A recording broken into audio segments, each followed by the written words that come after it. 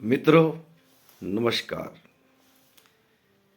हमने एक एपिसोड में बात की थी महाभारत के एक पात्र कर्ण के बारे में कि कर्ण आखिर महान क्यों थे।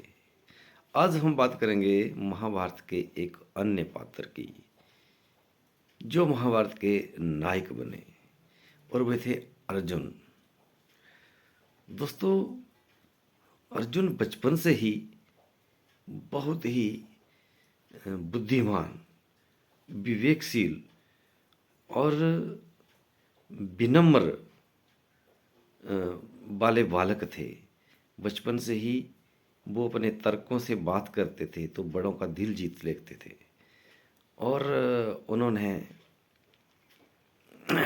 एक जिज्ञासु की तरह प्रश्न कर कर पितामह भीष्म को प्रसन्न किया। भीष्म उनसे विशेष प्रेम करते थे और उसके बाद जब उनको पढ़ाई के लिए गुरु कृपाचार्य के पास भेजा तो कृपाचार्य भी उन्हें बहुत प्रेम करते थे। और उसके बाद गुरु द्रोणाचार्य जी को जब बच्चों को पढ़ाने का जिम्मा सौंपा गया पांडवों और कौरवों को, तो उन्होंने उनको पढ़ाई शुरू की।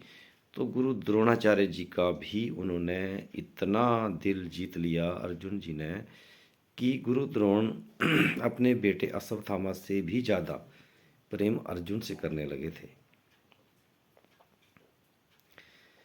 तो बचपन से यही तो तय था कि अर्जुन एक महान व्यक्ति बनने वाले।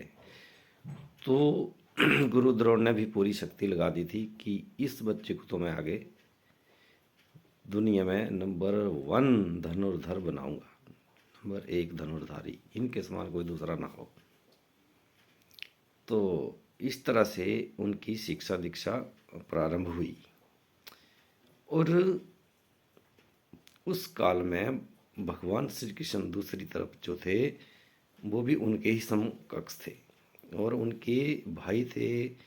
बुआ और मामा के आपस में वो लड़के थे भाई भाई। अर्जुन से भगवान श्री कृष्ण का जो प्रेम था वो भी इसी तरह से हुआ कि अर्जुन जी जानते थे कि भगवान श्री कृष्ण कोई साधारण व्यक्ति नहीं है और वो बहुत ही विनम्रता और प्रेम भाव से उनके साथ मिलते थे जब भी बात होती थी तो उनके आपस में, और उनसे वो राय लेते रहते थे किसी भी कार्य करने से पहले। समय बीतता गया और बाद में अर्जुन एकमात्र द्वापर युग के ऐसे व्यक्ति थे जिन्होंने भगवान शंकर को प्रसन्न करके उनके दर्शन प्राप्त किए और उनसे पशुपत अस्त्र प्राप्त किया।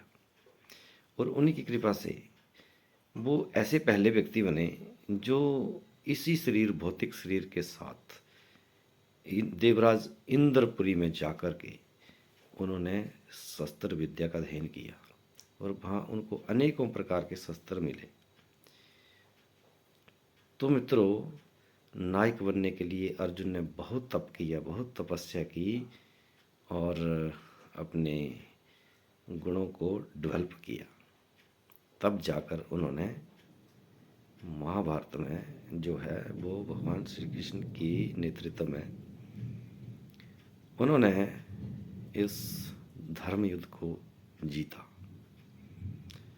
और इसके अलावा उन्होंने अपनी बुद्धि का परिचय देते हुए युद्ध के बीच में भगवान श्री कृष्ण से उन्होंने अपने जिज्ञासु जो उनका स्वभाव था बचपन से था, वो सब लोगों के हित को देखते हुए प्रश्न किए उन्होंने कि ऐसी ऐसी बात है, युद्ध करना सही नहीं है, जो भी है।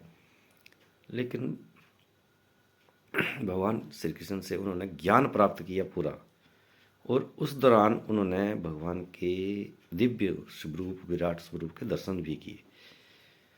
तो इस तरह से बहुत सारी चीज़ें जो थी वो अर्जुन में बाकी लोगों से अलग थी।